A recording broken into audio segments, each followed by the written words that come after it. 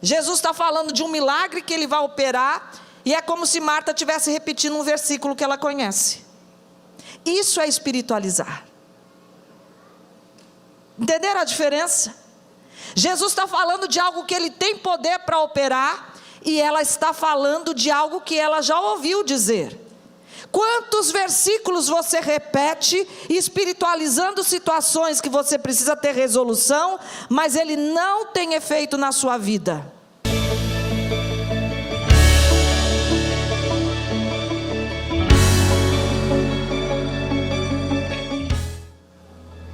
Eu tenho falado com algumas moças que às vezes estão, né, solteiras e passando do tempo, e algumas casadas com o trabalho.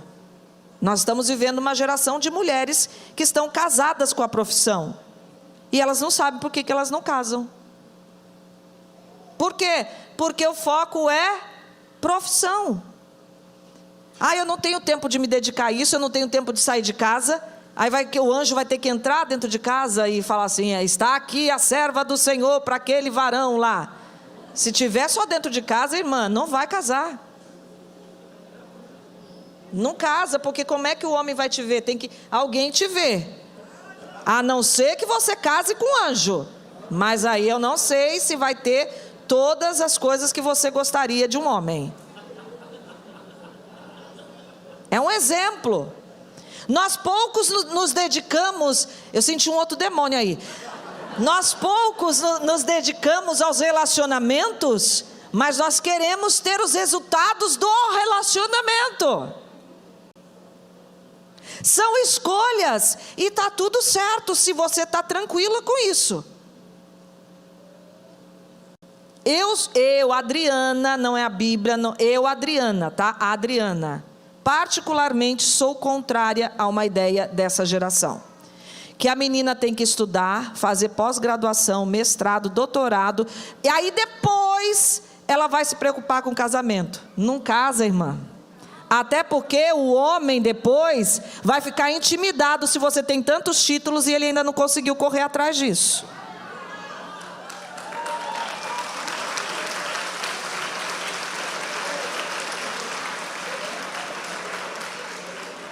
Irmã, casa e depois juntos vão construir a vida. Vão conquistar juntos. Porque a idade de casar não quer dizer que em outra idade você não pode casar, mas vai ficando mais difícil, a concorrência aumenta. E os homens, a disposição diminui, porque um homem mais velho quer uma moça. Agora uma mulher mais velha vai, né? Não vai. Tem casos, tem homens maduros, né, que com menos idade, que casam com mulheres mais velhas, e eles estão nivelados em muitas coisas. Eu não estou falando aqui por favor, não ouçam essa fala rígida, para que alguns aqui já não fiquem com raiva de mim também, né? Mas assim, gente, a idade de casar é 20 anos para cima, até os 30 ali. Depois fica mais difícil. E mulher com muito título, às vezes fica mais difícil ainda. Corre atrás, junto depois de casado. Tudo tem um tempo formoso e perfeito para acontecer na vida. E a gente está vendo que está mais difícil casar. Então não dê mais dificuldades para isso.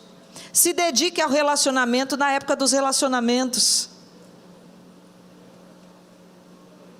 A época do relacionamento, que a gente está apaixonado ainda pela vida, é essa fase dos 20 anos. Eu fiz uma pós-graduação agora, com 52 anos. E estou muito bem, graças a Deus. Eu não estou falando, aqui são escolhas particularizadas. Ok? O que eu quero mostrar aqui, você está resolvida? Você está resolvido? Se tiver, está tudo bem. Mas o que eu tenho visto, por que eu falo das mulheres? Porque eu acompanho mais as mulheres. Muita mulher querendo casar, insatisfeita, com um monte de título na gaveta, bem sucedida nos seus negócios, mas não consegue achar um homem.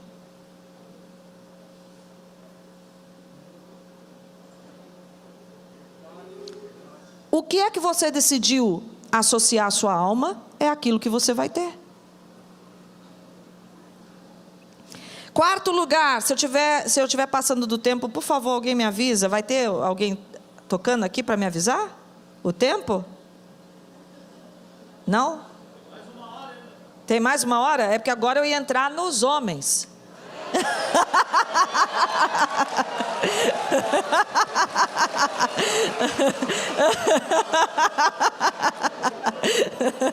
Aí o irmão, 5 minutos então, né?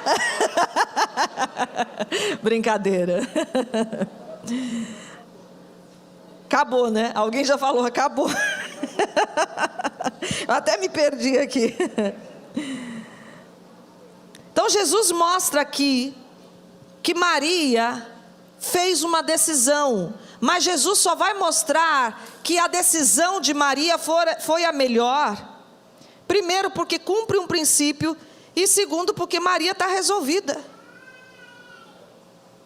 Maria não está assim, ai meu Deus, eu estou aqui, mas a minha irmã está lá trabalhando, será que eu sou preguiçosa? Meu Deus do céu, oh Jesus, tira esse espírito, esse encosto de preguiça da minha vida. Não, ela está ouvindo. Ela está ouvindo. Você não vê Maria inquieta.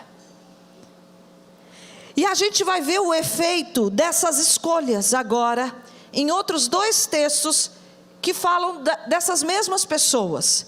Os outros únicos 2 textos que falam dessas pessoas. Marta, Maria e agora o irmão Lázaro. Amém?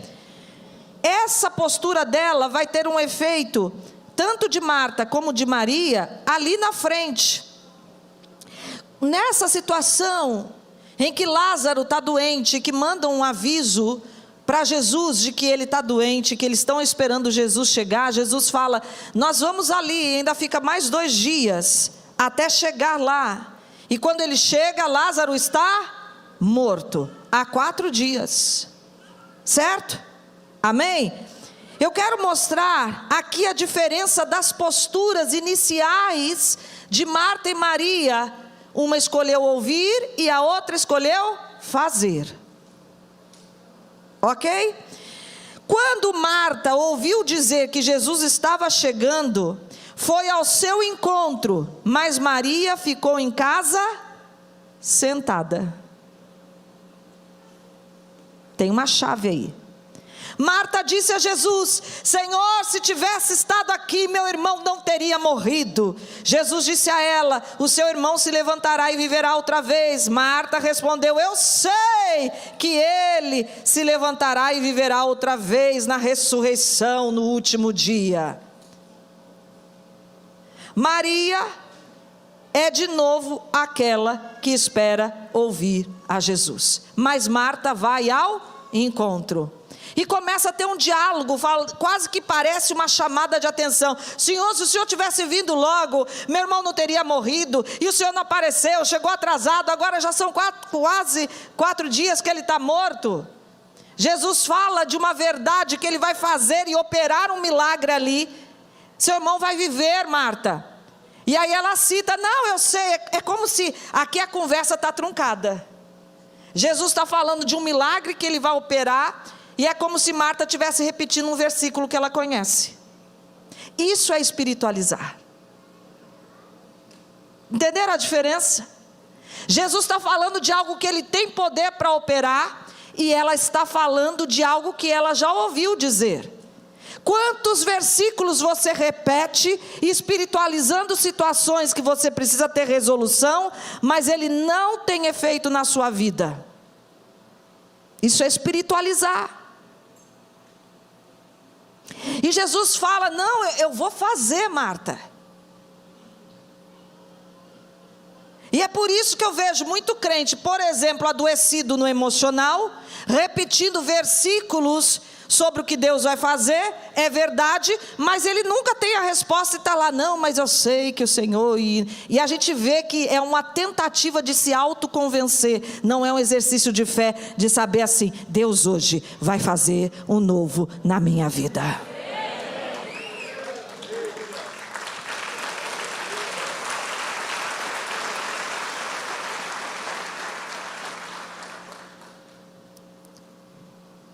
aí é melhor buscar o médico.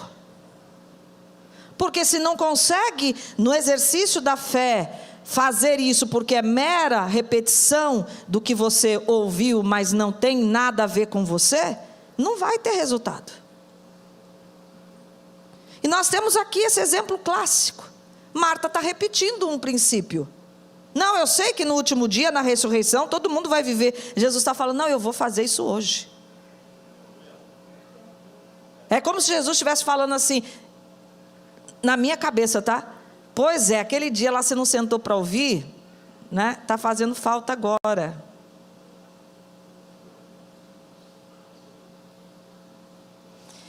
Depois de ter dito isso, Marta voltou, chamou sua irmã Maria e lhe disse em particular, o mestre está aqui e está te chamando. Olha só, Maria fica no lugar, dá uma sensação, eu falo sensação, o texto não diz isso, de serenidade, está lá no lugar, velando o irmão. Marta que sai correndo para fazer as indagações. E ela só se levanta para ir a ter um encontro com Jesus, porque Marta diz, o mestre está te chamando. Quem sabe ouvir, sabe o momento de ficar e o momento de ir. Sabe quando é para sentar e ser consolada, e sabe o momento, quando é para ouvir a voz e atender ao chamado. Sabe distinguir esses momentos. E ela fica ali serena, sentada, mas Marta diz, o mestre está te chamando. Ao ouvir isso, Maria se levantou rapidamente e foi ao encontro de Jesus. Olha só agora, os judeus que estavam na casa de Maria para confortá-la, e aqui eu quero fazer a menção disso, o conforto das pessoas é importante. Quem espiritualiza, às vezes só Deus serve. Não, irmã, os judeus estavam ali para confortá-la, e é muito importante esse momento, e o digital não pode roubar isso de nós.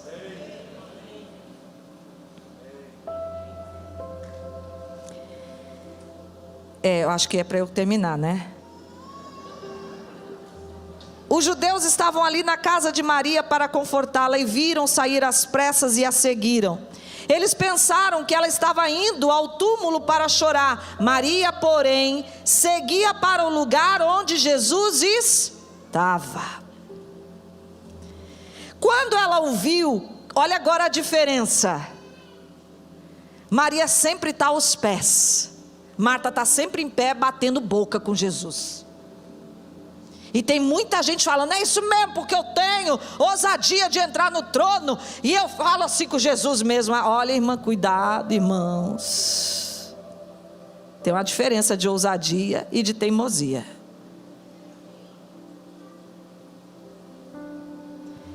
Mas quem vai dar esse sentimento e essa convicção para nós é as escolhas que eu faço diante dele. Quando ela o viu, caiu aos pés dele e disse, Senhor, ela vai dizer a mesma coisa que Marta, mas é diferente aqui. Senhor, se tivesse estado aqui, o meu irmão não teria morrido. Ela se humilha, ela não bate de frente. Quando Jesus viu que Maria estava chorando, e os judeus que tinham vindo atrás dela, não fala em nenhum momento aqui do choro de Marta. Quando Jesus viu que Maria estava chorando e os judeus que vinham atrás dela também choravam, sentiu grande tristeza no coração e ficou muito perturbado. Todas as vezes que Jesus fica perturbado no seu interior, um milagre está sendo gerado.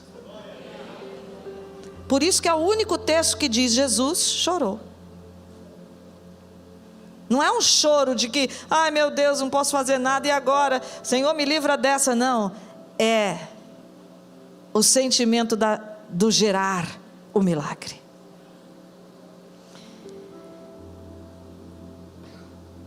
E a gente vê que por causa desse momento, o choro de Maria, aos pés de Jesus, o milagre nasce e o seu irmão é ressurreto. Mas eu preciso terminar dizendo de um terceiro momento depois aqui da ressurreição de Lázaro. 6 dias antes da Páscoa, está em João 12, 1-8, Jesus vai para Betânia, e eu termino em 5 minutos, eu prometo. Onde Lázaro morava. Lázaro era o homem que Jesus tinha ressuscitado. Ali lhe fizeram um jantar, Marta servia a comida. Lázaro era um dos que estavam com ele à mesa. Maria então trouxe cerca de meio litro de um perfume muito caro, feito de nardo puro. Ela o derramou nos pés de Jesus e depois o enxugou com seus cabelos. O aroma de perfume se espalhou por toda a casa. Judas Iscariotes, um dos 12 discípulos de Jesus, e que mais tarde iria traí-lo, disse: esse perfume valia umas 300 moedas de prata. Por que ele não foi vendido e não foi dado dinheiro aos pobres? Judas não disse isso porque se importava realmente com os pobres, mas porque era ladrão. Era ele quem guardava a caixa de dinheiro e muitas vezes roubava o que era colocado lá. Jesus respondeu: deixa-na, ela fez bem em guardar esse perfume para hoje, o dia da preparação para o meu enterro. Vocês terão sempre os pobres com vocês, mas a mim nem sempre terão. A gente vê de novo Maria, agora por causa daquele dia, que decidiu sentar aos pés de Jesus e ouvir, saber discernir tempos e estações. Ela chega com o perfume que iria preparar a Jesus para a sua morte na Páscoa. Ela chega, separou o mais caro que ela tinha e derramou sobre Jesus e enxugou a ele com seus cabelos. E a gente vê essa oferta até hoje sendo falada aos nossos corações. Foi feito o relato, Jesus faz questão de que isso esteja relatado, porque a gente sabe o valor de uma oferta. Mas é a mulher que sabe discernir o que está para acontecer e preparar o mestre para a hora da sua morte, porque ele soube também, no dia da morte do seu irmão, trazer ressurreição, milagre. E ela sempre teve a postura de discernimento. O texto vai longe. Se eu tivesse mais tempo, eu iria falar inclusive aqui de Judas, que é uma outra decisão, e a gente vê que decisões trazem construções de caminhos. Judas não se torna traidor no dia que ele entrega a Jesus. Ele construiu a rota de traição quando ele rouba a oferta. Ele já era traidor. Todas as suas escolhas, meus irmãos, por isso que eu estou preocupada com essa geração que planta e não tem paciência de esperar a colheita. Vai lá e arranca já com uma nova postura, ou deixa aquela semente morrer porque nem rega mais aquela, porque já está preocupado em plantar outra. Decisões e escolhas são trajetórias que você está construindo. Maria constrói uma trajetória de alguém que ouve, que sabe o momento de ir e vir, e que sabe discernir épocas e estações, e derramar o melhor diante de Deus. A gente precisa resgatar isso. Você quer o novo de Deus na sua vida? Você ouviu isso hoje? Ou você só escutou? Se você ouviu e sair daqui com a disposição de praticar, de ter o seu tempo com Deus, de parar e voltar ao exercício que agora, nada contra, mas que agora, dentro do cunho emocional, se planta aí, você tem que ter tempo para meditação. Jesus já falava isso e a Bíblia já falava isso. do quanto é importante o tempo que você para meditar. Esvazie a sua mente, não encha daquilo que você ouve do Pai. Porque tem muita mente vazia vagando aí, zumbis, mortos-vivos. Esses filmes de zumbis nos ensinam muito, viu? É essa geração que está vindo, de mortos-vivos, contaminados por uma morte, que quando eles mordem outros, eles também se tornam zumbis. É isso que a mídia, inflamada pelo inferno, está fazendo, uma geração de zumbis, que acha que pensa, mas na verdade só repete padrões mentirosos, que não têm fundamentos, como Judas vai dizer, lá na sua carta, são como nuvens sem chuva. Eu quero ser uma voz para essa geração, com toda a humildade diante do Senhor, um Elias que converte corações, porque nós estamos precisando passar por novas conversões, para não nos tornarmos zumbis. E eu queria que hoje você tomasse a decisão de qual é o tempo de qualidade que você vai debruçar sobre a palavra, e ela vai se revelar nova de novo para você.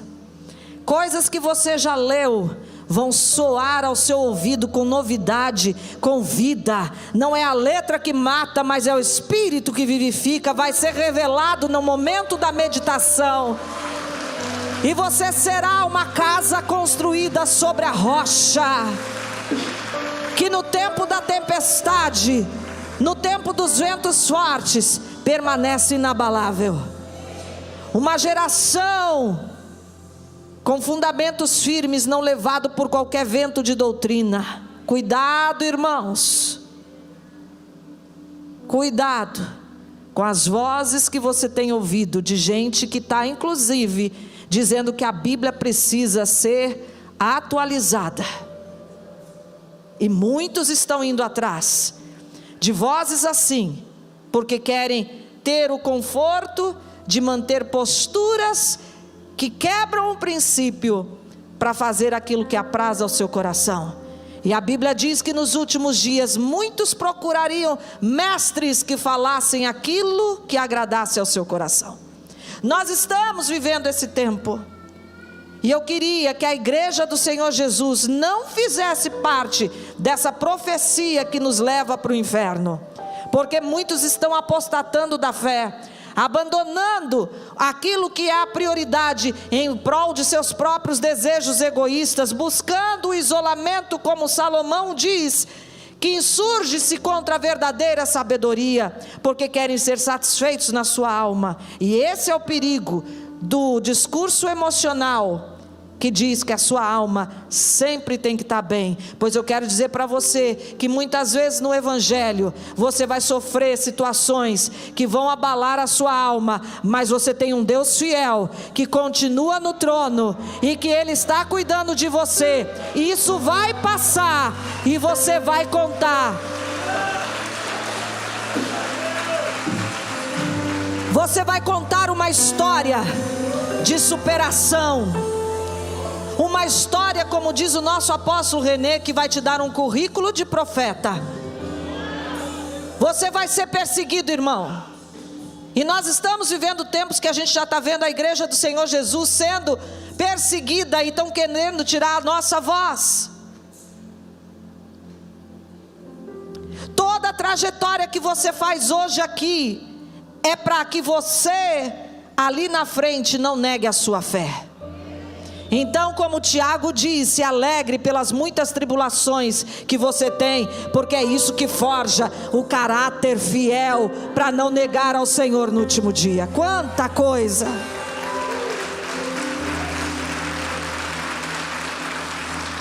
Quanta coisa, quanto princípio a ser resgatado.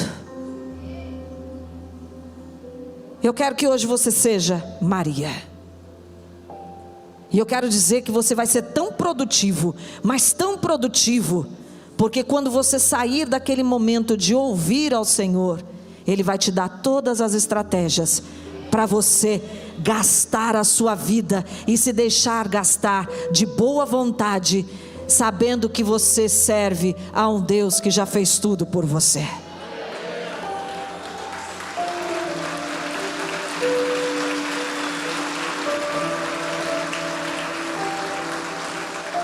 Se coloque em pé.